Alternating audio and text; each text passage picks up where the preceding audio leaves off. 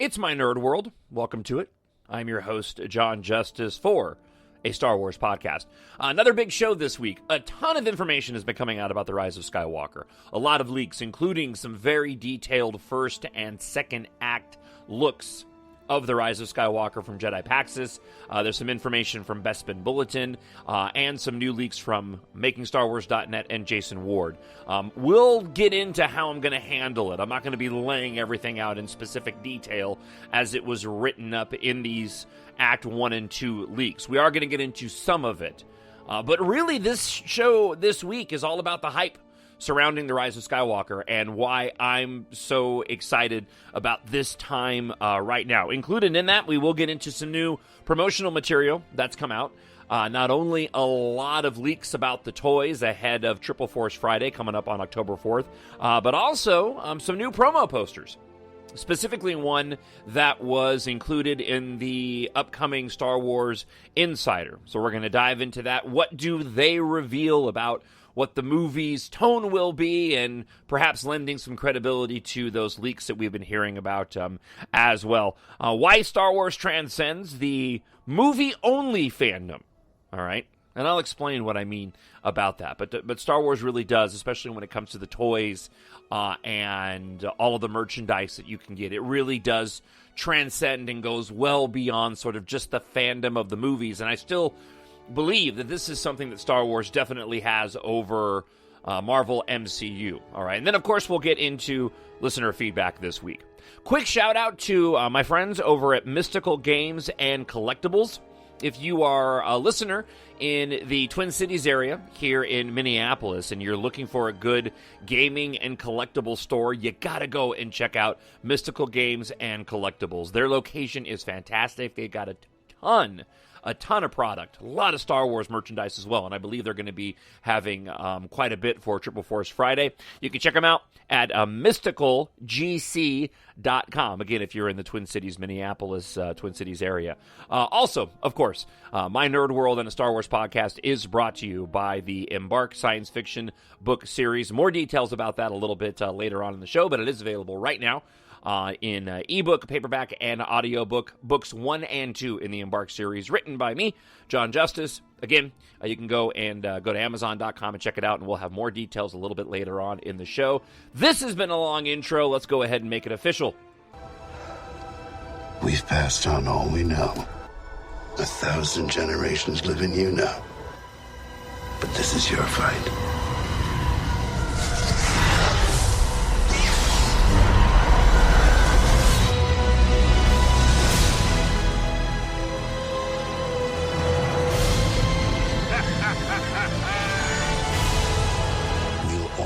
Be with you. No one's ever really gone.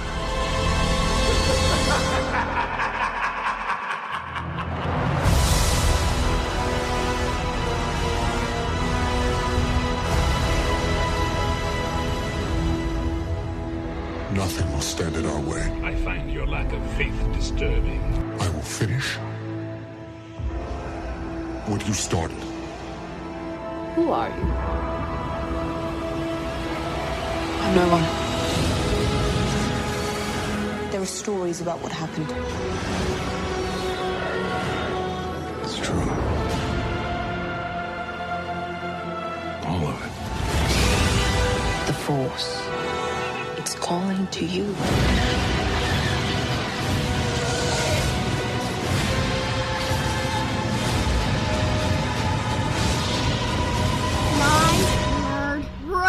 Just let it in. I can't believe how, relatively speaking, close we are to the Rise of Skywalker and the end of the Skywalker saga of films. We're in this moment in time right now that I just absolutely cherish when it comes to Star Wars fandom. We are on the heels of Triple Force Friday and stores being stocked officially with the Rise of Skywalker merchandise. I've been personally doing some searching as well. I know that many stores have been putting out product early when they shouldn't be. And so I've been making the rounds on my way home from work to seeing if anybody's got any product out. And so far, I've completely struck out, which is fine. I just like going on the hunt. The only thing that I have found from the Rise of Skywalker is Hot Wheels has a saga commemorative series of diecast vehicles that are all done in silver. And they've got one for each movie. And on the box art for the diecast vehicles, there's a poster of the film that it's promoting. The one chosen for the Rise of Skywalker is the Millennium Falcon, which is just makes me laugh a little bit because this is the one product that could come out earlier than the rest of the Triple Force Friday material, other than the Sith Trooper. But they end up making it the Millennium Falcon, so you're not getting anything particularly new. But on the packaging for the Millennium Falcon is the now infamous Brian Rood leaked poster that came out months ago that caused so much controversy, which is shocking because nothing is ever controversial on the internet. Which caused a lot of controversy upon its release because people didn't believe that it was real. And many of us, raising my hand, myself included, pointed out that no, that is a very specific artist. His name is Brian Rood. He does stuff for Star Wars and has been for all of the Disney-era films. As a matter of fact, I even have a cell phone case that has his work for The Last Jedi on it, and everybody said it wasn't complete, it was just a promo, and it turned out all along that it was true. That is actually the artwork on that particular Hot Wheels commemorative diecast box. So I did find that, didn't purchase it, because I'm saving most of my money for the release of the Rise of Skywalker stuff coming up on Triple Force Friday. And, I'm really interested to see how the marketing of this whole thing shakes out. I've been listening to Zach Weber on Zanger over on the Knights of Vader podcast, and I know Zach's been really, and I have too, to be honest, I've been really critical of the marketing in the run up to the Rise of Skywalker. But at the same time, this isn't any different than what they've done for previous films, and I think that's where the criticism rests. On the one hand, this makes all the sense in the world. The way the promotional material is rolling out is exactly the same way that it's been done for all of the movies, Solo aside, because of its wonky release date.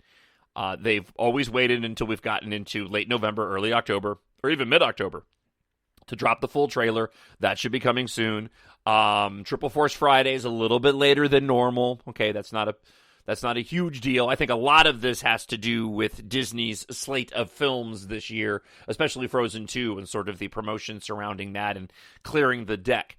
For example, the Frozen 2 full trailer, I believe, another trailer is supposed to release on Monday on Good Morning America, which would make a lot of sense to me. That's the 30th, because I'm of the opinion that the Rise of Skywalker trailer is probably going to drop on October 7th, during that Monday Night Football game. So that would make a lot of sense in the world. But back to my original point, I'm really curious to see how the marketing shakes out leading up to the movie. I am very much of the opinion that trailer is going to be epic. Mostly because, in my opinion, it needs to be. I really like the little bit that we've seen so far, the special look teaser, and we're going to get into more of this here in just a moment. But when we get into the details of the story and what we know so far.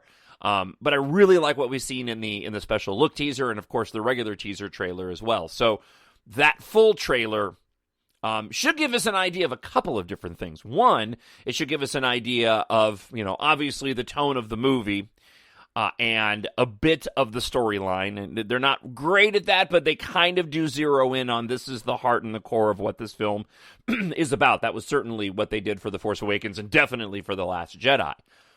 But also, it should go a long way in confirming, at a minimum, a majority of these leaks that we've been getting about the movie.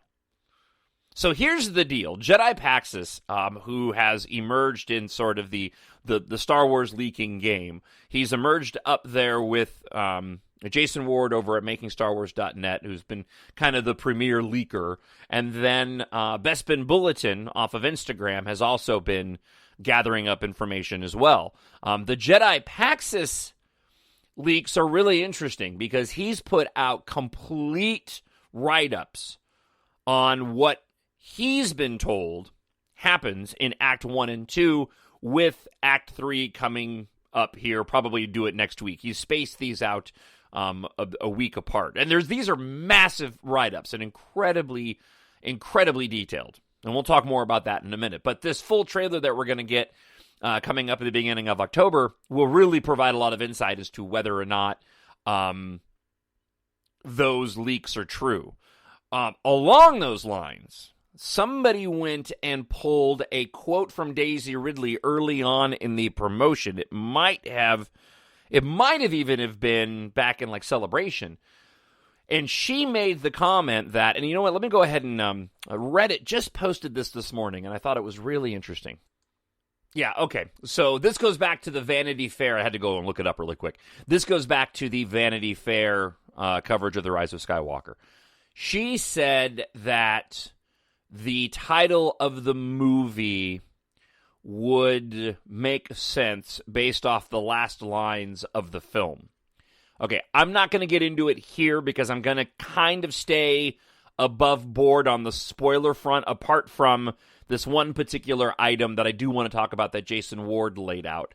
But that quote from Daisy Ridley, knowing what's been leaked, confirms at least, not 100%, but based off of what we've been told are the final words of the film, Daisy Ridley saying the final words of the movie make the title make sense. That would, in my mind, confirm that those are indeed the final words of the film, which, you know, would lend credibility to the rest of these leaks that have been coming out.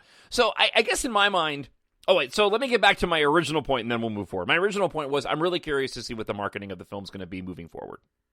That's what I'm very much interested in. We've gotten a pretty good look so far of what toys we're going to be getting, and there doesn't look to be any big bombshells or characters we're completely unaware of in the merchandise that's coming out, which is very typical since they have to commission the toys to be done well in advance. And I imagine they probably want to avoid a situation like they had with The Force Awakens and the Constable Zuvio inclusion, and was it Sarko Plant or whatever his name was? A lot of these characters that came out on cardbacks that just didn't have anything but just a quick passing glance at them in the film itself. So it looks like they're really sticking to the core characters when it comes to the toys, and we'll talk a little bit more about the toys coming up. But I'm really curious to see what the tone of the actual promotion of the film is going to be once it kicks into high gear. They've already started running some TV spots. No new footage. It's basically combined shots from both of the clips, the special look D23 teaser, and of course the official teaser. So again, I mean, I think I'm going to reserve total judgment on the promotion of The Rise of Skywalker until all is said and done. Until we've actually gone and seen what the promotion is, how the movie does based off of it. Disney and Lucasfilm are smart people, even if they did screw up in releasing, Solo when they did, and I'm sure that they'll go and they'll figure it out. Fulfill your destiny. And your destiny is to be spoiled. No, here's the deal. So Jedi Pax has put these really extensive and detailed Act 1 and 2 leaks out on Reddit. Really fascinating information of what these movies may entail.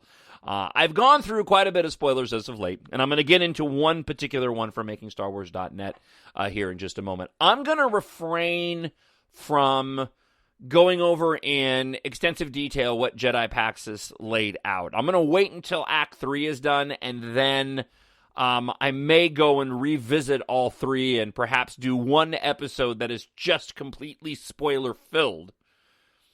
That would be easy to avoid if you don't want to be completely spoiled on the movie. I had a conversation with my son Logan, and I was telling him how I knew all this information about the Rise of Skywalker, and I was like, "Why do you want to be spoiled?" And I, said what I've said on the show often, and that is, I love this moment in time leading up to a movie. And yes, I know that I am spoiling, doing that thing with my fingers, the first viewing of the Rise of Skywalker, but I have so much fun in the lead up reading what this movie is potentially about that I'm fine with that initial viewing being spoiled, because this is a film that I'm going to end up living with the rest of my life and watch over and over and over again. And I want to experience this in this particular way of speculation, reading leaks and dissecting them and potentially what they can mean. And it really does sort of feed my fandom and my hype.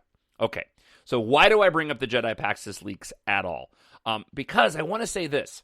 I'm really, really excited for the potential of what this movie can be. This is definitely, and let's just say for the sake of argument that and if you want to go and read them, go to the Star Wars Reddit leaks page. Just scroll through the thread, or if you just allow the page to load and it shoots to the top the hottest threads, those 2 Jedi Paxis threads have thousands of comments, and so you'll find those immediately if you want to read it for yourself. But based off of what I've read so far, this is certainly not a rehash of Return of the Jedi at all. I think there are some locations, certainly, specifically Endor and the Death Star 2, that play an important role in the film, so there's obviously that connection. But J.J. Abrams had made a comment early on after taking over the directing and the writing part of it with Chris Terrio of The Rise of Skywalker from Colin Trevorrow, and had made a comment that he was inspired by Rian Johnson because of what he did with The Last Jedi, and whereas the first movie had to check off some boxes of nostalgia and sort of re-energize the fandom, something that George Lucas said he didn't particularly care for because he thought the movie was too retro and wanted it to move forward, much like he did with the prequels. This time, J.J. Abrams and with Chris Terrio, it would appear, really set out to make a different type of movie. And what has me really excited about this movie, and I was talking to Melinda about this yesterday, when the second Jedi Paxis leak for Act 2 came over, and I was reading it while we were out at lunch, and I said this movie has got a very sort of Indiana Jones adventure type feel, or like Goonies. I started off by describing it almost like a video game where you have to go through and complete these challenges to move on to the next level. This feels like that in the way it's being described and what happens with these characters in this adventure. Like, if this turns out to be true, the details that we've been given, and this is how the movie is going to run, I pray they do a video game for it, because it seems like the storytelling aspect of it would be primed to do a beat-by-beat video game version of The Rise of Skywalker. I think back to what they did with Revenge of the Sith. I loved that Xbox video game. It was fantastic. And the story, the way this is playing out, seems to be very much along those lines. The other thing that has me really excited about this too, though, is all of these scenes and events that are being described to us in these leaks are things that I genuinely want to see play out on the big screen. So, by example, and I put up a blast about this earlier in the week. You can find it on Twitter. But by example, The Last Jedi promotion didn't really thrill me. I didn't care for, I think, the Last Jedi teaser trailer, that first one that dropped at that celebration. I thought that was not a very compelling teaser. I know the Time for the Jedi to End was interesting, but I just felt that it was lacking a certain something. I loved the full trailer for The Last Jedi, but the bit of information that leaked of The Last Jedi before it was released in theaters, there were some aspects of it that I was kind of ho-hum about, and particularly the Canto Bight sequence, right? Arguably the one sequence in The Last Jedi that people probably most complain about. I've grown to love that sequence personally. However, when it was leaked that we were going to a casino planet, and this was something that At the time, there were a lot of leaks saying that it was going to be Finn and Poe going to the casino planet, and it wasn't going to be just Rose and Finn. And we saw in the behind-the-scenes trailer, which I'm still shocked we never got one for The Rise of Skywalker, but be that as it may. In the behind-the-scenes trailer, we saw some footage of Canto Bight and that particular sequence. I remember that was probably the sequence that I was not interested in seeing at all, based off of the leaks description. I wanted to move forward in the story. I know the role that the Canto Bight sequence plays in that film, and it is important in the overall narrative of the picture. But, from an outside perspective, not having seen the film yet and knowing that, it didn't make a ton of sense and wasn't a location, an environment, or a situation that really, sort of got me going, ooh, I can't wait to see that. By comparison, everything that I've been told about The Rise of Skywalker has me excited. I'm dying to see how this plays out. And what I'm really liking so far is how we are getting into the lore again and adding more lore. I'm going to kind of dance around. We're going to get into a little bit of spoiler material here, so I'm just going to warn you now. Nothing new that I haven't discussed on previous shows if you've listened through before, but there's this dagger that's supposed to be a part of the story. The significance of this dagger and what it means to the characters, I'm finding really, really interesting. Some of the details of the action sequences that take place, I'm like, okay, that could visually be stunning. I want to see how that plays out. The return of Palpatine, and this is what we'll get into with the MakingStarWars.net leak, has me really excited. And the potential dynamic of Rey and Kylo that is so important to the story has me excited. So the core essence of everything that we've been told so far, I am dying to see on screen, which has got my hype meter pegging at this point in time. On top of the fact that this is supposed to be going on in the middle of a war, and we haven't gotten any details about the potential battles beyond what may take place on Pisana that we've seen in some of the little footage that has been released. But certainly in the teaser, we saw the ships and we saw the A-Wing going down. According to the promo poster, which we'll talk about here for a minute, there are a lot of Sith troopers. So there's definitely going to be a war element in this story. And going back to what some of the cast members have said initially about the film, Oscar Isaac has specifically made mention that this was guerrilla warfare they were dealing with. And when John Boyega was asked about his potential relationship with Rose, he had said that, it's difficult because there's a war going on. So the details that we do have sound fantastic, on top of the fact that the war element I'm really looking forward to, which in my mind is just something that I'm looking forward to. So this movie has a ton of potential, and the fact that J.J. Abrams is the one directing it gives me all the confidence that I need going forward. I'm dying for this film. All right, so let's get into a little bit of spoiler territory. Like I said, I'm going to hold off on anything specific with regard to the Jedi Paxis leak, because they are very extensive. I could fill up the whole show just reading what they are. But I want to wait until, again, Act 3 is out, and then break that down a little bit further, having the complete picture of the story, and perhaps that'll be coupled with the trailer as well. And I think that's what Jedi Paxis is probably waiting for. A lot of people on Reddit have been asking why he doesn't just put out the third act of what he knows. And since we're 2 weeks away from the trailer, I imagine if it were me, I'd be like, I'd want the last bit of information coming out as close to the trailer as possible to sort of reinforce and bolster what I was writing. Okay, so that being said, let's get into something that MakingStarWars.net and Jason Ward put out earlier this week. The hyperdrive is leaking. So this is information that Jason Ward put out for MakingStarWars.net. He's been doing some new YouTube videos. And I guess listening to his, to This Weekend's Now This Is Podcasting podcast, he said that basically after writing on WordPress for as much as he has been throughout the years on the MakingStarWars.net website, he decided to switch to videos just to change it up, and I don't blame the guy. Bespin Bulletin, though, culled all the information and put out their own post covering both what Jedi Paxis said and the recent leak from Making Star Wars. So I'm covering their leaks via Bespin Bulletin. So they write this. Following Jedi Paxis' plot breakdown of what he knows of the Rise of Skywalker's first act, Making Star Wars released some new information via YouTube. Making Star Wars backs up Jedi Pax's report, saying it lines up with everything he's heard, with the only difference being Kylo not entering the cube on Exegol, but instead walking under it. So apparently, Kylo Ren goes to this planet, Exegol, and on that planet, he ends up walking underneath this giant cube that's sort of floating above the ground, and then he ends up going down into this chamber.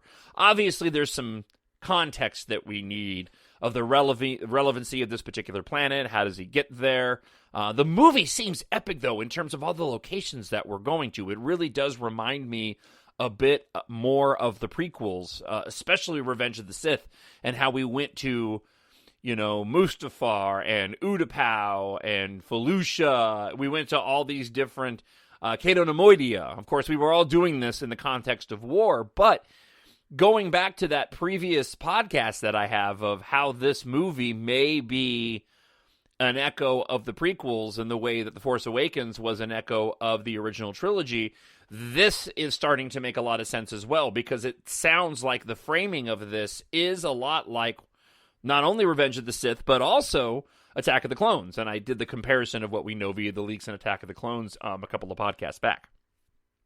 All right, Making Star Wars says that this sequence is roughly 20 minutes or so into the film after Kylo discovers a Wayfinder device.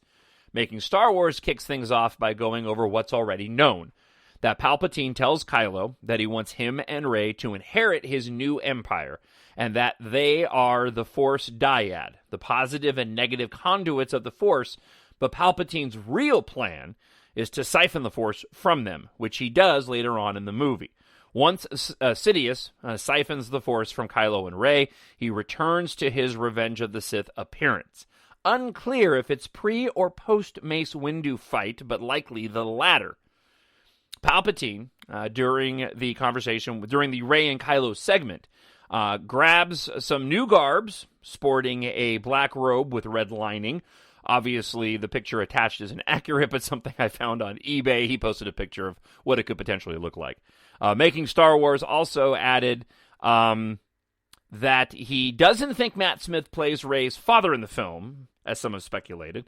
Making Star Wars says there's been some rumblings about another actor playing Rey's father, which he doesn't reveal. A final note, Making Star Wars doesn't think the Sith fleet was out in the unknown regions before the Death Star 2 battle. He thinks either the info is inaccurate or things might have changed.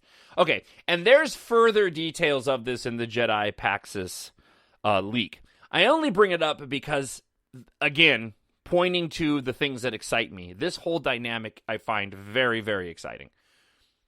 It adds some new layers to Force powers and the mythology, how Palpatine was able to survive the fall in the Death Star 2, because he's actually going to be there in physical form. And it very much sort of echoes the motivation of Palpatine in Return of the Jedi, but now trying to accomplish his goal via a different path. But the motivation is very similar to Return of the Jedi. So again, going back to this, the movies kind of flow and rhyme together, right? In Return of the Jedi, he wants to bring Luke Skywalker to the dark side, and he sees this as his possibility to bring about a new apprentice, as maybe Darth Vader has served his time already, but he wants to turn Luke Skywalker to grab that power, and he can't.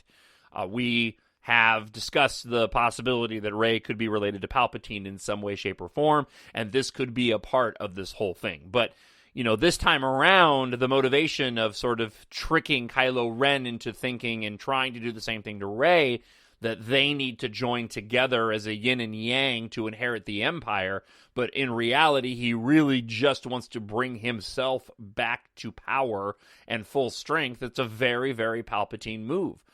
And it's very Star Wars. I guess that's what I'm ultimately trying to say, is that this is a very Star Wars type story.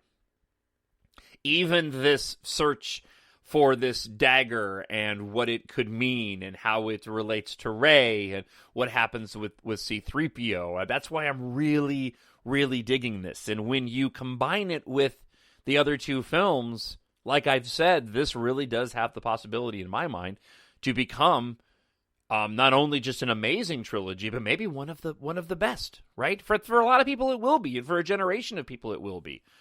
But I'm really, really excited with what they're going to do here, and when all is said and done, what these films will do together and the cohesiveness that they're going to have. It sounds like in the Jedi Paxis leak, he really is, J.J. Abrams being the he here, J.J. Abrams is really reaching to what Rian Johnson did with the Force connection scenes and playing on that and advancing on it. And I love the possibility of doing that in these Force flash fights that are supposed to take place. You know, J.J. Abrams is a fantastic storyteller and content creator. And I'm just a big fan of his. I don't hide that at all. And I am super excited from a creative standpoint that at least how I envision this movie being made and the motivation that J.J. Abrams has me excited, because to me, this very much feels like what would delight J.J. Abrams in making a Star Wars movie without having to check off the boxes like he did with The Force Awakens. I love watching the documentaries of The Force Awakens with J.J. Abrams and Lawrence Kasdan talking about creating the new Star Wars and what's it going to be, and they just wanted to be able to delight, right? I still feel like within that there was this idea that, well, we've got to follow a bit of a roadmap here, because there's another goal that we have beyond just delighting and thrilling the audience. We need to create the Star Wars magic and bring it back to what we believe it should be based off of how people reacted to the original trilogy, not so much the prequel trilogy. And heading into this last one, having two established films before it and having Rian Johnson sort of unpack the Force in a way that we hadn't really seen discussed, certainly not in The Force Awakens. J.J. Abrams is like, all right, I'll take that. And then I'm going to make this movie because this is what I would want to see on the big screen. And that has me super excited. Drop me an email, talkshownerd@gmail.com. You can also leave a comment on YouTube, and we will put those on upcoming shows and the listener feedback portion of it, a part of which we will get to on this week's show coming up in just a moment. But we have some other things to talk about first. We have a spark that'll light the fire that'll burn the First Order down. Hey, I want to take a quick moment and remind you that this week's show is brought to you by the science fiction space opera series EMBARK, written by the My Nerd World host, Jon Justice, available right now at Amazon.com. If you enjoy the podcast and you want to support it, I don't have a Patreon. I write stories, which is great because not only can you support the show, but you can get fantastic content for you and your friends to read. Right now at Amazon.com, search for Jon, Jon Justice, or do it when the show is over, and EMBARK, and you'll find the first two books in the opening trilogy of my space opera saga are available right now in multiple formats, and we'll have more details coming up a little bit later on in the show. So, the other thing I wanted to get to this week is we got some merchandise coming out, and it's pretty rad. There was a poster and some artwork that was done by Brian Rood, who we mentioned at the earlier part of the show, and this was featured inside of the latest Star Wars Insider. Nothing new on the poster. The poster that we saw, or this part of the poster, it's part of a much larger image. It is looks to be like a banner. And it's got it's heroes versus villains. So on the villains is the right-hand side, and that's the part of it that we saw first. It's got Kylo Ren. It's got just hundreds of Sith troopers. We see one of the new ground. I forgot tread speeders. The new tread speeder. And it's pretty interesting. Just as a side note, the tread speeder on the poster, they matched up with one of the smaller blades coming out of Kylo Ren's lightsaber on the poster, so it actually looks like a jet coming out of the back of the tread speeder. I just thought it was artistically a rather interesting way to add some action to the poster. We see some of the TIE daggers along with a First Order Star Destroyer. There's not a whole lot new on the villain side of it. It looks fantastic. There is one interesting thing, and we'll talk a little bit more about this, but it's kind of a wash in reds and yellows, and there's a big sun in the background behind Kylo Ren. So the other half of the poster got leaked We haven't seen the whole thing yet. It looks to be an advent calendar. So this particular image done by Rude is being used in a lot of different ways, in a lot of different promotions. So the right-hand side was villains. The left-hand side was heroes, and you've got Rey on there. You've got Zori Bliss. You see Poe Dameron. Apparently, the part of it that's cut off shows Jannah, Rose, and Finn. You see Poe Dameron's creamsicle X-Wing fighter. We'll talk a little bit more about that. That's one of the vintage vehicle toys that's going to be released. I think you see an A-Wing on there as well. It's washed in blue on the hero side on the left. And also behind Rey is a sun. This is interesting to me, and I'm reading into this in a big, big way. Okay, so probably not the case, but I just want to point this out for a second. So there's been some leaks involving Tatooine, okay, that we've heard. All right. We've seen the footage in the D23 teaser of the hero ships arriving what looks to be out of hyperspace. The shot's really weird to me because it's got this bright washout behind it, like it is a sun. Almost like they're doing this in atmosphere. Okay? So some people have pointed out that they haven't really seen ships arriving in atmosphere from hyperspeed. Han Solo obviously did that approaching Starkiller Base, and it didn't quite work out the way... Well, I mean, they got the ship down, but not exactly in an eloquent fashion or a graceful fashion. So some people have pointed out that that's in atmosphere, that's what it looks like. Okay, that's possible. Also, I was thinking, well, if they're fighting in space and they happen to be near a sun, that's a possibility. In the teaser trailer, the only real battle shot that we get is that really quick passing shot after Leia's got her hands on the Yavin metal, where we pass by a Star Destroyer, which we know now is one of the Sith Star Destroyers that we've seen from the special look. It's the old ISD with the red trim on the side. And then you've got an A-Wing that's on fire that's crashing to the ground. It has a similar hue behind it, right? The lighting is very much, I guess is what I'm trying to say. The lighting is very much the same. Okay, so what am I driving at? This is what I'm driving at. There's been a lot of talk that we return to Tatooine. We haven't had any leaks about what the battle is going to be. In some of the leaks that we've seen and in some of the write-ups, and I think specifically the stuff from Jason Ward at MakingStarWars.net, there's been some indication that Palpatine does some stuff and lightning goes into the sky and hits a resistance ship, but there's no, at least as far as I remember, there's no specific detail as to where they actually are when that takes place. So this banner, Tatooine in the leak, two suns, I raised this possibility. I don't know why we would be there, but what if the final act of the movie actually takes place on Tatooine? Okay? And this, of course, harkens back to the discussions a long way back when we first started talking about the Rise of Skywalker. And how do you wrap up the saga? And how do you connect all the films? And wouldn't it be great if they sort of finish where they started by going back to Naboo? It would seem more likely that they would finish where they started from the release schedule part of it and not the chronological order part of it, meaning we'll finish where we started by going back to Tatooine. So those twin suns, two suns being on that banner, to me, and along with the visual shots that we've seen, right, of the lighting, what if the final act of the movie does take place on Tatooine, and we actually have a battle in space over Tatooine? And that's why those shots are colored the way that they are. I'm just throwing it out there. Probably not the case. If we go to Tatooine, it's probably just going to be for the very, very end. I can't imagine we're going to spend a lot of time there, especially since it sounds like we're going to be spending a lot of time on this Pasana planet, and it seems to look an awful lot like Tatooine. So unless J.J. Abrams is going to go about labeling what these planets are like they did in Rogue One, I think that, I don't know. I mean, you could always, I suppose, just pass it off by saying, hey, we're here at Tatooine. Hey, we're here at Pasana. That kind of thing. But I find that to be an interesting little theory. I'm wondering what the battle is going to be. And what is JJ going to do to have it be different than what we've seen before?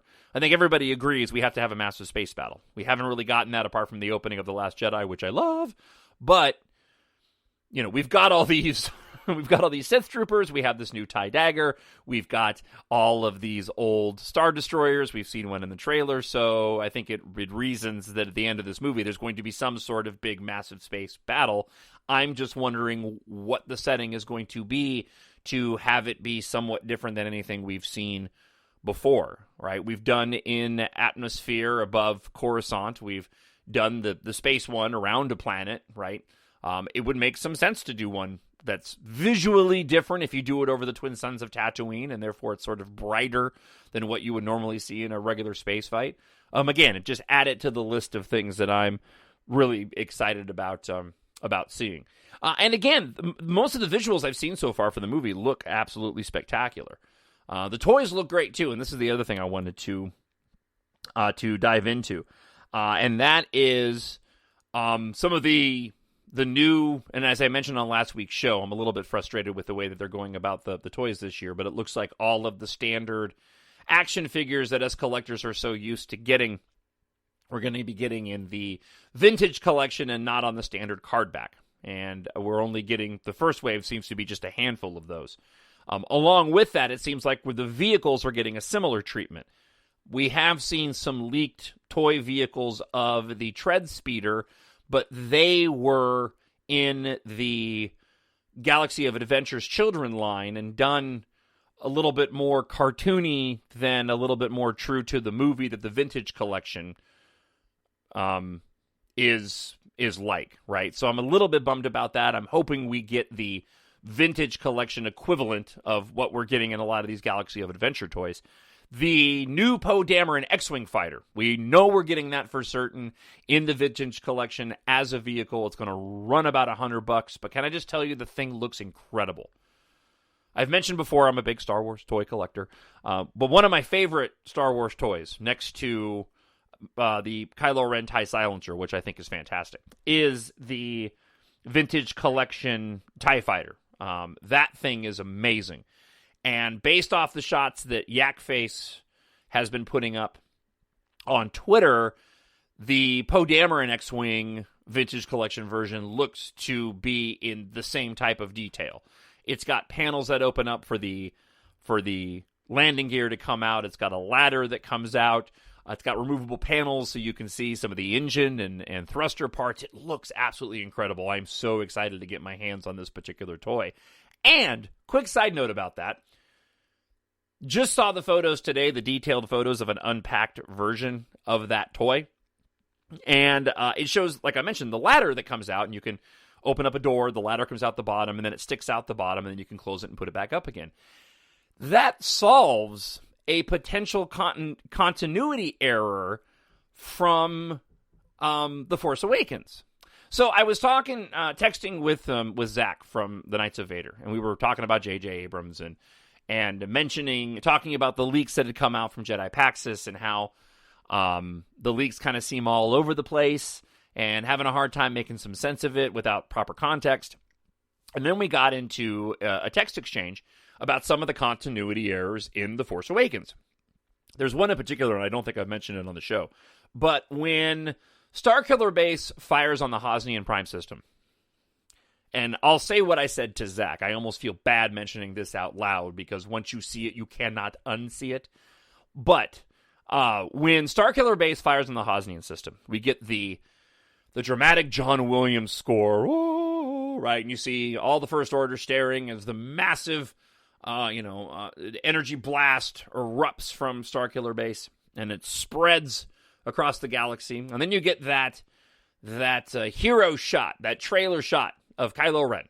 And he's standing on the bridge of the Finalizer, and he's watching the laser blast streak across space, and it's reflecting on his helmet, right? And the music is swelling, and he's awash in red. Okay. So you get that in the movie.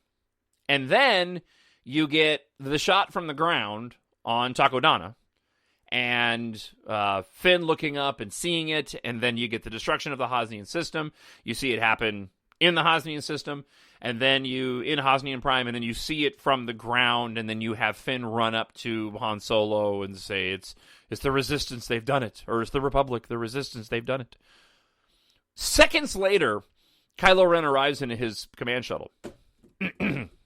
Here's a problem I have with that. One, the goth girl in Takodana who informs the First Order that she's seen the droid. That happens several minutes beforehand. So Kylo Ren already knows that's where Rey is.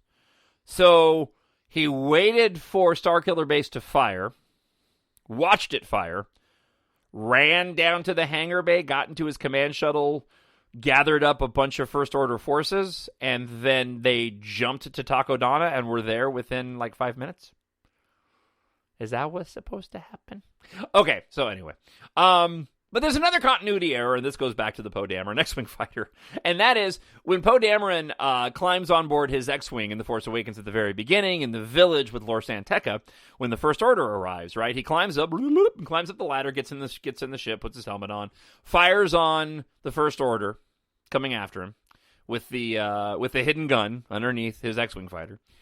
Then one of the stormtroopers hits the rear power plant of the X-Wing fighter, disables it.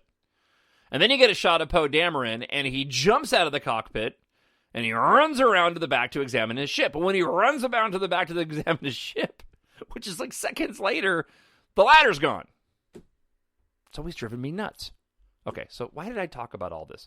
I talked about all this because the toy kind of explains what happened.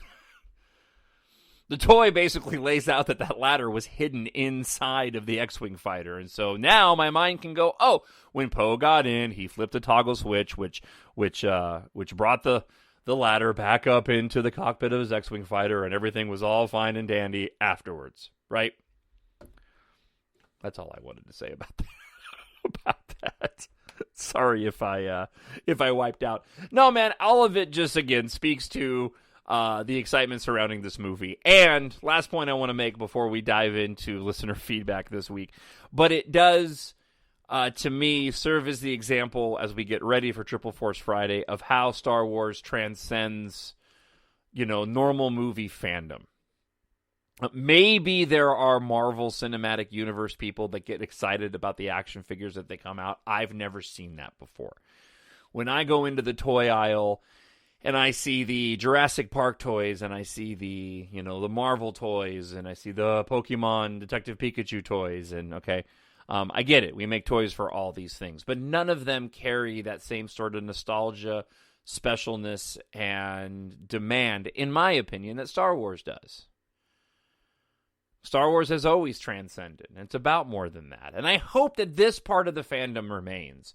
I hope there are new fans today that are clamoring to get their hands on the toys, much in the same way that we were. Sure, it might be different. Maybe it won't be the action figures. The action figures from when I was a kid served a very specific purpose, along with the vehicles for us children growing up with the original trilogy, because we loved these movies so much, but we didn't have the ability to go and watch it on a whim, right?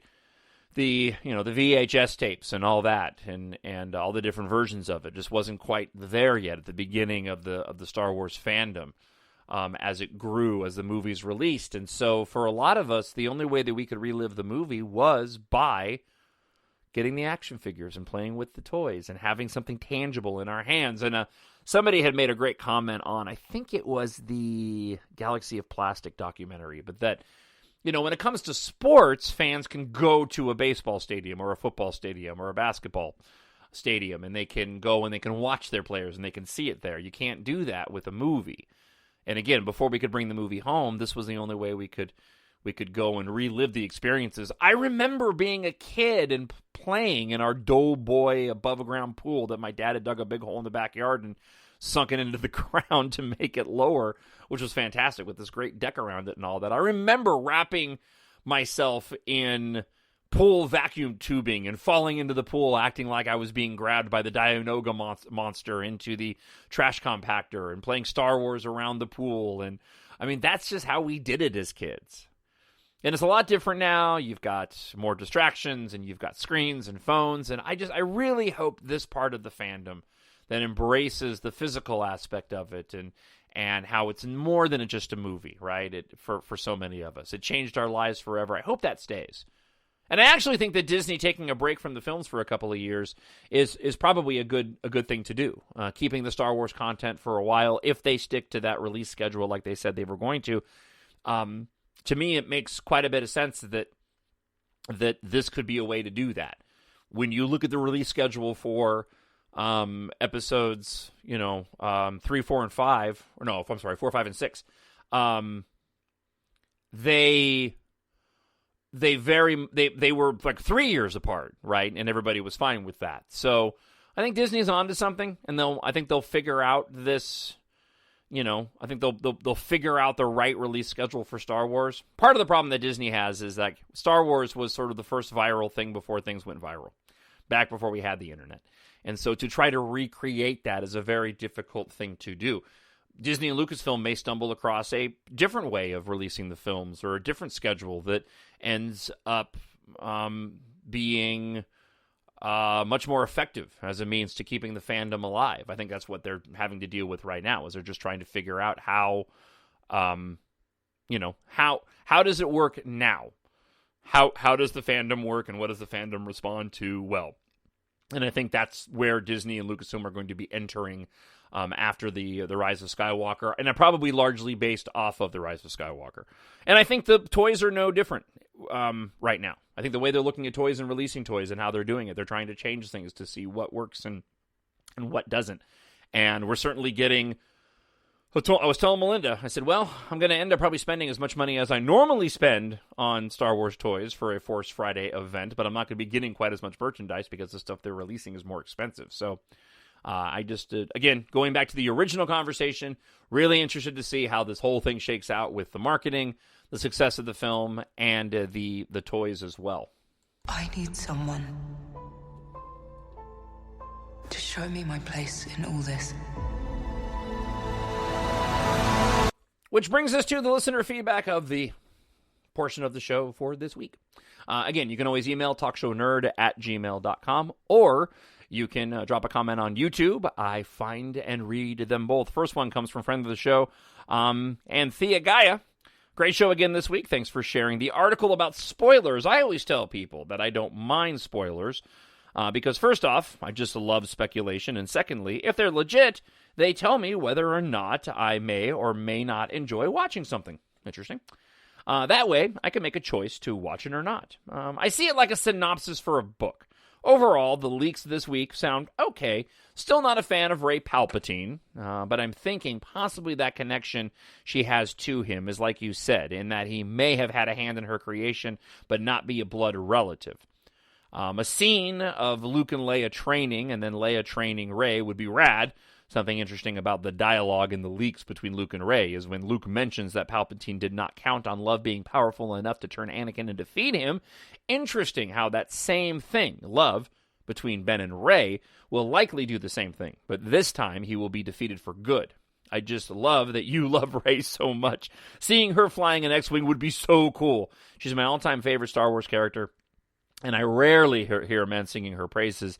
It's so awesome to hear you say that. I love the way that Daisy Ridley emotes in certain scenes.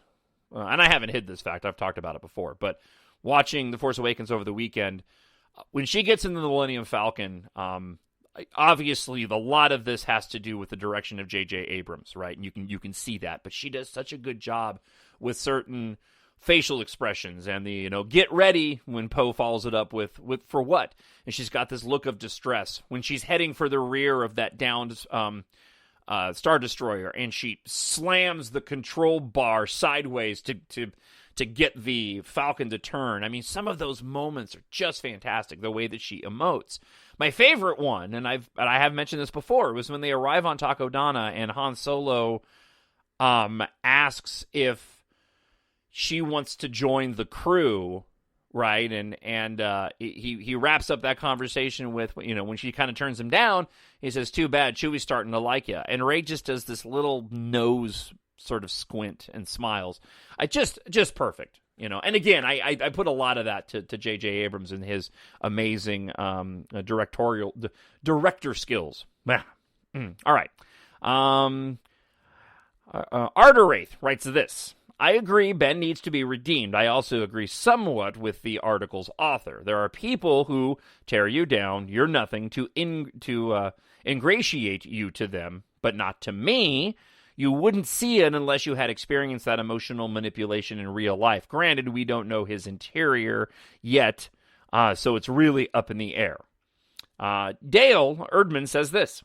1,000 generations live in you now. We've passed on all we know. This is your fight. In other words, the Force is getting stronger with the knowledge and wisdom passed on to those in this era. Everyone is connected. Everything is connected. And when someone, especially anyone that grows up next to the Uneti tree, I don't know what that is, or in or near a Force nexus, it is stronger in them as well as Force sensitives. To go further, I believe that Force sensitives have or gain innate abilities, hearing stories and learning of things that are possible. Yes, it takes some training to develop, but not nearly as much as it would have long ago, even 25 years ago. I think that if Leia explains this before Luke says his line, it would have much more impact. People would understand it a lot better. In Rey's case, she's heard the stories, and she has practiced it by imagining the things she could do. The myths she's heard the Jedi can do. This, along with what's revealed as Leia is training Rey, tells us that Rey has been trained.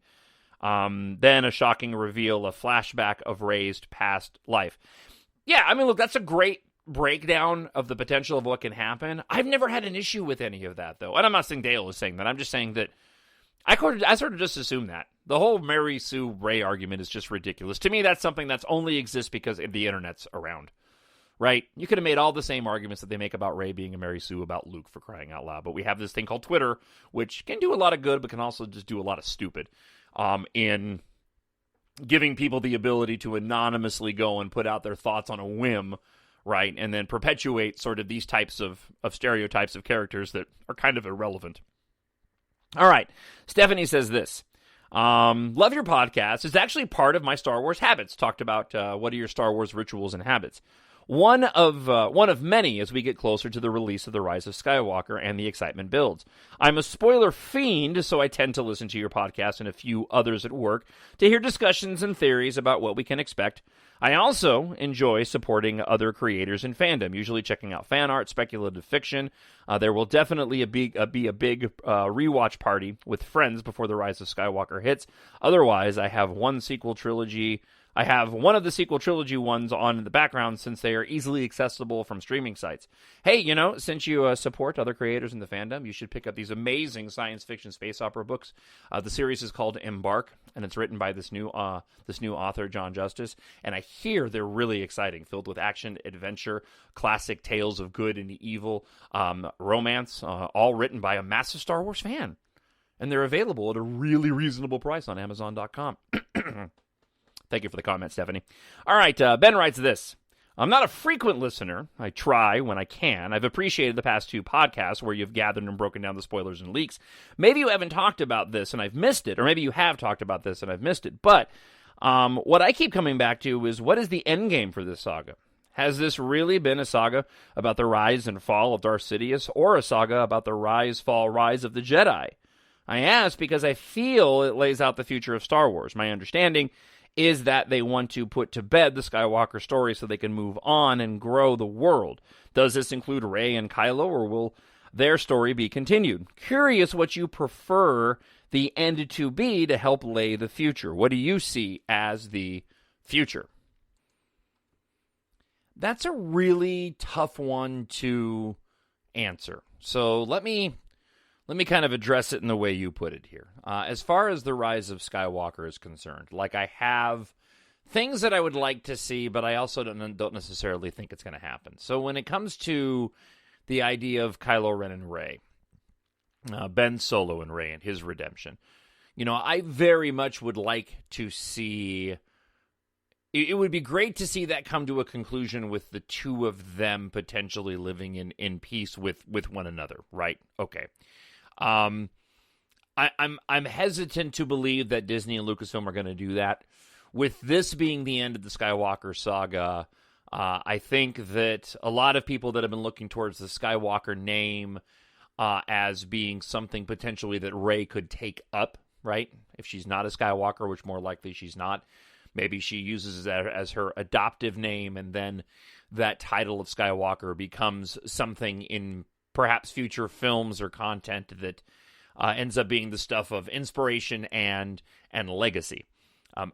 I genuinely want to see the stories progress and move forward. I want to see new stories that are centered around the mythology that we've all grown to know throughout these 40-some-odd years, and new characters and how they deal with those particular things.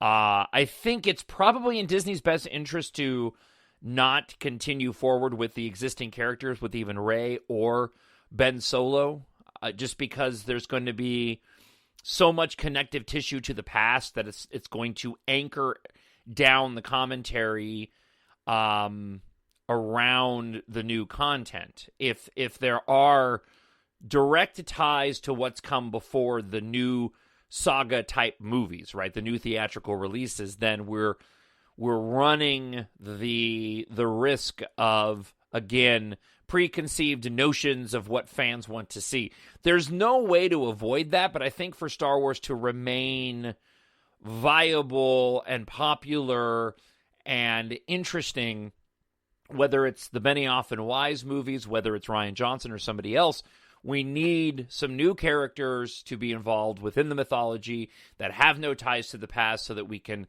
judge the new content on its own merits, not any preconceived ideas of what came before. And that's part of the reason that we have so much controversy around the sequel trilogy, in my opinion, because, like, for example, so many people are looking at the Dark Empire comic book series that is now Legends as being an inspiration for what we may be seeing in The Rise of Skywalker, and that might be true, but it really diminishes the ability to objectively look at some of the things that are being talked about and released with The Rise of Skywalker when you are layering on top of it the potential of what this ancillary material could be doing to influence it, and what else could they do.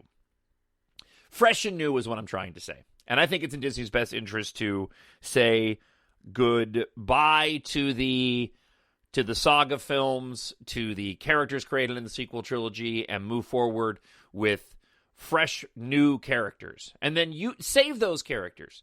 Maybe revisit Rey and a redeemed Ben Solo some other time down the road and present it with another movie. Maybe they come into the mix. Maybe they are, they end up being individuals that have to be contacted in order to find answers to particular stories.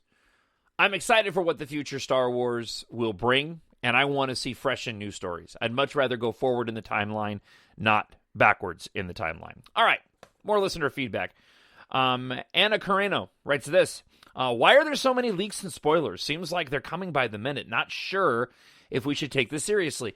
Yeah, I didn't address this in the core of the show this week, but that's a very interesting point, and one that I'm kind of scratching my head over. We are entering territory when it comes to these spoilers and leaks that seems to be very much in line with what happened with The Force Awakens. Now, with The Force Awakens, individuals actually had a copy of the shooting script. And the shooting schedule. So I'm wondering if something similar has happened here. I'm wondering if some people involved in the production have actually been able to get their hands on some of the shooting material, probably not the script in and of itself, but have seen enough of the concept art and the shooting script and the shot schedules and the scene schedules to be able to piece together the majority of what's happening. Somebody made a really good point that there's been more leaks on this than certainly there have been on The Mandalorian, apart from sort of behind-the-scenes shots, which is interesting. Certainly more than The Last Jedi, too. Why is that? Well, it might be because of the fact that while J.J. Abrams seems to appear to be, perception is he's the most secretive director ever, you've also got the Bad Robot situation in the mix, and perhaps these leaks are coming out of Bad Robot, which makes a lot of sense in my opinion. Skygraphic has a number of things to say. First off, they heard of Rey on Octo with an X-Wing, right? This was in one of the leaks. This confuses me even more because I heard of leaks for The Last Jedi where they shot a scene with the ship on Ahch-To and the Knights of Ren were there. I wonder if they shot all these scenes back during The Last Jedi and even TFA time. My understanding, for those that go back to The Last Jedi and seem to remember that there was a shot of like a crashed ship, Kylo Ren, the Knights of Ren, and a battle taking place on Ahch-To, that might have happened. But I've also heard some speculation that there was confusion because those shots were actually for the deleted scene, villager scene that took place. I've heard that too. But I don't have any further information on that if that's the case. Based off the leaks, for those that don't know, there's talk that Rey may end up piloting an X-Wing fighter at some point in time, and it might be Luke's. As long as they explain how she got Luke's X-Wing out of the water and the door, because the door to his hut was an X-Wing, I'm cool with that. I don't want this, and suddenly, I can see her lifting Luke's X-Wing out of the waters of Ahch-To, okay, and if it is closed, right, ships can fly in space, they should be able to fly underwater, conceivably, right, they should be airtight, my point. But if they pull it out, and the thing's intact, and we don't have an explanation about the wing and the door, I'm going to have a bit of an issue, but I trust in the filmmakers to go and figure that out. All right, Skydrathic goes on to say, I need to say, and this will sound very sick, like I don't have Twitter, but every night it is my highlight to cool down and Google the, I guess they do have Twitter, and Google hashtag Reylo Twitter every night since 2018. It has become a joke among my family that whenever I stare into the blank air, my brother mimics my brain and says out loud, Star Wars, Star Wars, Star Wars. Well, that's interesting. I can agree about the person saying the American way of discussing movies can be very different. Like all the racist stuff about Rose and Finn, or how there are too many women there in TLJ. People see this, people may even think this, but here in Europe, I can speak of just the people I know. That's the least of the problems they had with these movies. People dislike a film and move on. We should learn from the British. To have a director with potential and balls is so much more interesting than safe players. That's why I'm excited for Ryan's trilogy. I think he has the Star Wars heart. Hayden as Anakin in the movie, even if it's just for a second, is my number one wish list is my number one item and wish list for this movie. Thanks as always for the comments, Skydrathic. I appreciate it. All right. Ilar Gazuri writes this. One of my and my brother's Star Wars habits is actually kind of sad.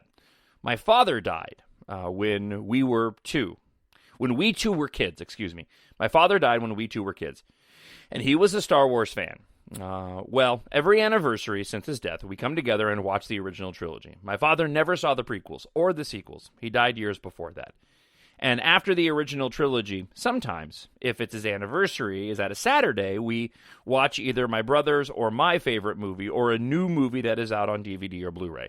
This year, we had to push our rewatch behind for private reasons, but decided that we'll watch The Last Jedi because this is the year the last Skywalker film will come out. Thank you so much for sharing that. I really do. I really do appreciate it. That's very very unique, poignant, and special. And I'm very honored that you shared that with the show. All right, The Color of Caramel says this. Actually, a spoiler spoils the movie when it gives away the surprise. The actual movie is not spoiled to me because what you think how it appears on screen and in your mind and see on the actual screen is different. Like you giving away the ending of The Usual Suspects constantly in this podcast. Now that is spoiling because no one saw that ending coming. With that said, the revelation that there would be flash fights between Rey and Kylo, yes, that is spoiling because it's a surprise we would not have expected in this movie simply because it's not been seen before. Like the Force Bond in TLJ. Don't you think that was a nice reveal, John? So whomever is leaking these things needs to be fired, and reshoots happen all the time in Hollywood movies. Star Wars is no different. Yeah, it was a nice reveal in The Last Jedi, but it wasn't anything that that really sort of blew my mind. Look, and you're not wrong in your assessment here. No, you're right. I mean, spoilers are things that spoil the movie. And my take on it when it comes to something like The Usual Suspects, I was like, I don't know how many years, 20 years has that been movie out? If you haven't seen it yet, that's on you. No, but again, back to my original point talking about spoilers. I don't mind being spoiled for particular films, like Star Wars, because as Amy said earlier, the lead up and the speculation is part of the fun for me. Some movies, a lot of movies, I don't. Like, we went to go see Ad Astra over the weekend. I watched one trailer, I'm sold, that's it. I had no vested interest in Ad Astra beyond just wanting to go and see it in the theater, so it was very easy for me to sort of pitch off, not watch any extended clips, and go in completely fresh. Now, granted, I don't really see anything that I gained all that much from that, watching the movie play out before me not knowing anything. It was an enjoyable film, very slow burn. But there wasn't any major revelations in it that I was like, oh, that if I had been spoiled by it, would have ruined my enjoyment of the movie. All right, for the sake of time, let's move on because we still have a boy, I'm tongue-tied today. We still have a lot of listener feedback to get to. Sheep Cow says this. As for my Star Wars habits and rituals, I do quite a lot. So I've recently been rereading some novels and reading the Journey to the Galaxy's Edge novels. I just finished Black Spire, really enjoyed it. I don't get to watch the movies as often as I would like, as I am pretty busy. Last year when Resistance was airing, I would watch that weekend's episode on Sunday morning and try to look for leaks and other news at least once a week, usually early on in the weekend as I am doing now. I listen to a litany of YouTubers and podcasts to try to fuel my need for news on the upcoming releases, mainly the Rise of Skywalker. But as also the Mandalorian and the novels, but also waiting for the Mandalorian and the novels as well. Thank you very much for that, Sheep Cow. I appreciate it. All right, Julianne Long writes this. Love that shot of Ben and Rey fighting with the waves crashing around them because it gave such an Anakin Obi-Wan vibe from The Rise of Skywalker. Before TLJ, I was a fan of the Rey Palpatine theory, but after watching the movie, I just fell in love with Rey Nobody. I'll be fine if they do make her a Palpatine, but I would like it more if he somehow manipulated her origin, but not in a clone sort of way. I'm so happy for Ryan that Knives Out got such great early reviews, and I can't wait to watch it. Robert Osfield writes this. Sounds a lot more like fan fiction rather than leaks. A Rey Palpatine that lives at the end of the saga would be giving the Palpatine legacy when he really doesn't deserve one. So it would be odd for Disney to go this route. Rey Skywalker would make all the chemistry between Rey and Ben, and TLJ would be skirting pretty close to incest. Again, not likely Disney story arc. My guess is that it's more likely the arc would be that nobody can rise up to help heal the galaxy and the Skywalker line. Let me just address one part of it. Sounds a lot more like fan fiction than real leaks. It's all fan fiction, though, right? I mean, J.J. Abrams is a fan, and he's writing a fake story. And I'm not trying to be glib or pushing back on Robert's comment. I'm just saying that argument to me just doesn't carry a lot of weight or merit, because these are all fan. I mean, if they're not written by George Lucas, it's all fan fiction, right? I understand what Robert's driving at as a fan writing a story. Most fans writing a story aren't authors or writers or the creative types, and so you get something that's a little bit more on the nose than something that you'd get from a J.J. Abrams or a Chris Terrio, who are creating content and are professionals, if you will, at creating content. But again, in my opinion, all these stories are fan fiction at the end of the day. We received got a lengthy comment here from Bar Mag. Said I had an idea and I wanted to have your opinion. And what they get into is the world between worlds, right? And whether or not this would end up being used. Okay, so we've got the flash fights, also known as the ultimate lightsaber fight between Rey and Kylo Ren, about how they would fight and they would kind of teleport to places from previous trilogies. But no one ever talked about the world between worlds. So my question is, what if the massive flash fight between Rey and Kylo had been leaked on purpose so the fans forgot about the world between worlds, which was the big secret of the Rise of Skywalker? Because it's such a crucial part, this Rey-Kylo fight, everybody expects it, so it's not a surprise, but what it is, let's see here, the wording gets a little wonky. I find it strange that this crucial fight is so known, and I wonder if it's not a smokescreen to hide the real crucial moment, the world between worlds. What do you think? Okay, I don't see the world between worlds happening in the Rise of Skywalker. For those that don't know, in one of the final episodes of the Rebels cartoon series, there was this world between worlds where you went into this particular location, and there were portals where you could go to certain events in time. And it was a really cool episode. A lot of people talked about how it was the introduction of time travel in the Star Wars universe. And so there's been a lot of hay being made about the Force flash fights going to different locations and whether or not this is the world between worlds. Okay, I don't think it is, because we don't see things of that nature in the saga films all that often. A lot of people point to the Mortis trilogy and Clone Wars as well. I think they introduced those ideas. I think those are Lucas ideas originally. They put them in the cartoons, maybe because they just want to tell the story using them. Perhaps they are planting seeds for the future. But to sort of sneak that in the final Skywalker episode would really kick open the door to a heck of a lot of problems, in my opinion. And a lot of fan tearing down, speculation, criticism. These Force flash fights going to different locations, in my view, has already been established. It was established in Rey touching the lightsaber in The Force Awakens and seeing the vision of those different locations and her physically actually being there in that particular scene, right? You see her in the hallway on Bespin. You see her fall down and she's on the ground at the Jedi Temple with Luke there putting his hand on R2-D2. She seems to be there in the forest facing off against Kylo Ren, right? You see her in the rain, whatever that particular shot happened to be. That, to me, is going to be the impetus for the Force flash fights. JJ set that up in The Force Awakens, and now he's going to have it pay off in The Rise of Skywalker by using it to, facilitate that Force flash fight between Kylo Ren and Rey. And my thought about it is that the reason they're going to be going to different locations is it's going to flip-flop between the two of them and then locations that are meaningful to them in their particular lives, which is why we may go to Mustafar and wherever else we go that's connected with Rey. So I just don't see the world between worlds playing into this movie. It opens up too many possibilities and too much opportunity for criticism. All right. Aylin Mendoza writes this: I think Rey wins the fight between her and Kylo, and Rey thinks she actually kills Kylo but actually survives, or a Force ghost helps him to survive. After the fight, she leaves on Kylo's TIE fighter to go to Ahch-To, and she's down. She's distraught and thinks that she has gone too dark because she's killed Kylo, and then Luke's ghost shows up. I feel like the dialogue would make more sense in that order. And of course, this is going to the leak that we had last week about how Rey at some point in time goes back to Ahch-To and she wants to get out of the fight, but Luke shows up to encourage her to go and stay in the fight. All right, friend of the show, Misconduct 1 writes this: when I was a little girl, after I saw The Empire Strikes Back, I told my brother Luke and Leia are going to be brother and sister, and Luke is going to teach Leia, and Leia is going to be a Jedi too, and she's going to kick butt and be the hero in the next movie.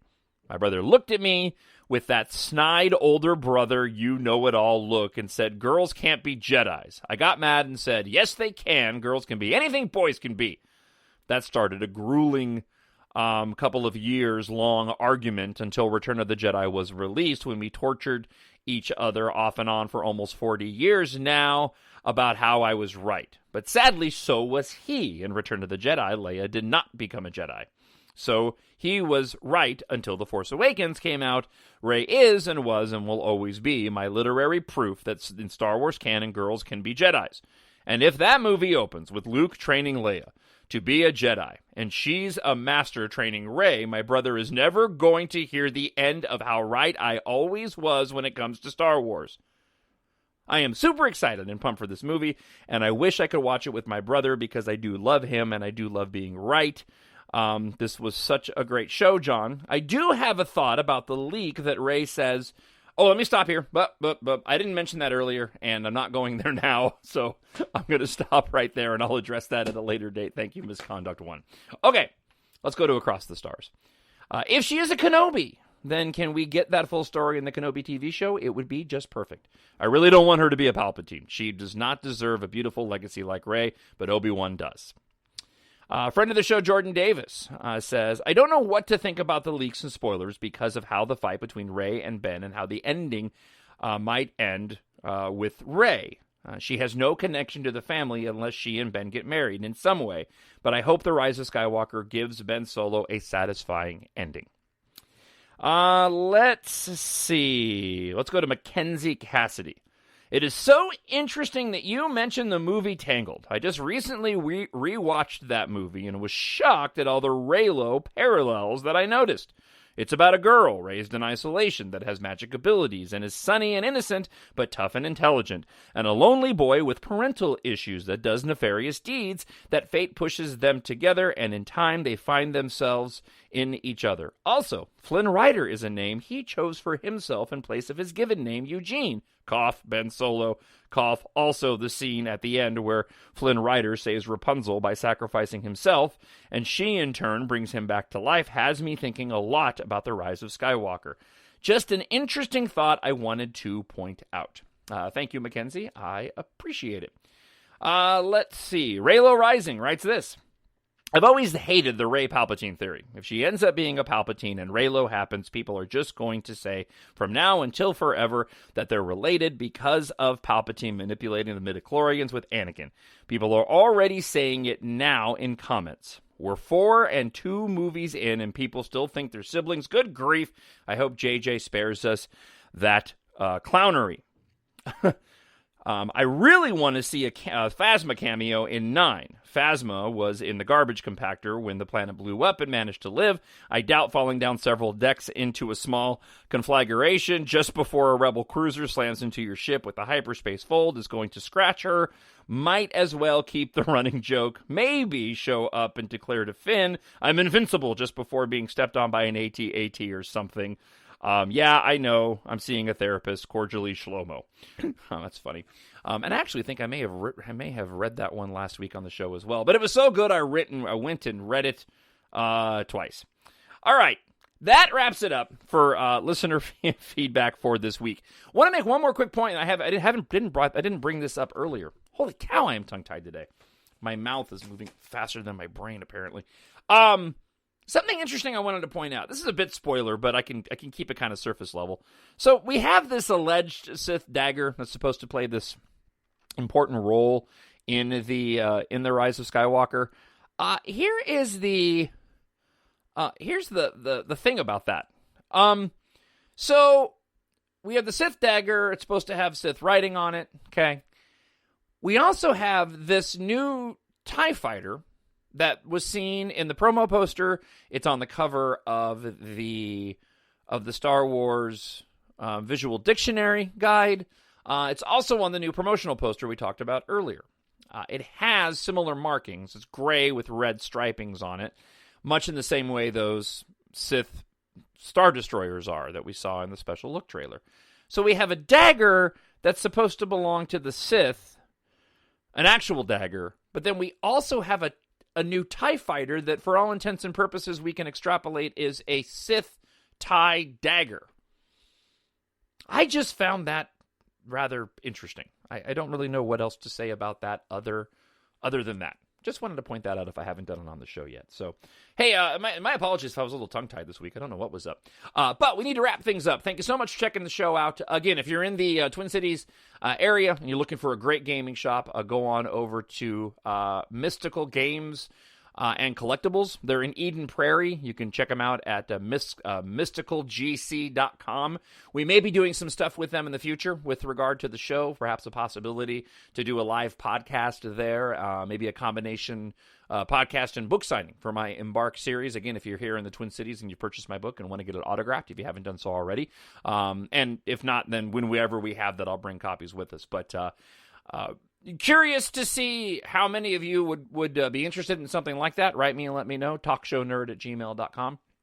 Or I'll leave a comment on YouTube. But we had a chance to meet those guys. Drew and I did from our radio show. And fantastic people, and hopefully we can work with them in the future. But again, if you're looking for a great place for collectibles, they got a good selection of Star Wars stuff too. I was really surprised, especially right now because the shelves are empty in most of the stores as we await the arrival of Force Friday. Or if you're into gaming, Magic the Gathering, Warhammer, Pokemon, they got a whole list of tournaments they're going to be doing at Mystical Games and Collectibles as well. So go to their website, mysticalgc.com, and check them out.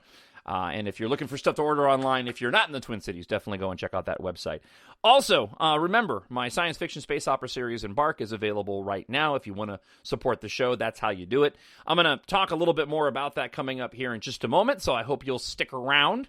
If you're not familiar with my science fiction novels, if you're a newer listener, thanks for joining the show. And again, if you're not familiar with the stories that I'm writing, I'll give you all the details coming up here in just a second. With that, thanks for hanging out this week. I really do appreciate it. I'm going to be in Washington, D.C. For the second half of this week doing my radio show, the Twin Cities News Talk Justice and Drew show, live from the Phoenix Park Hotel in Washington, D.C.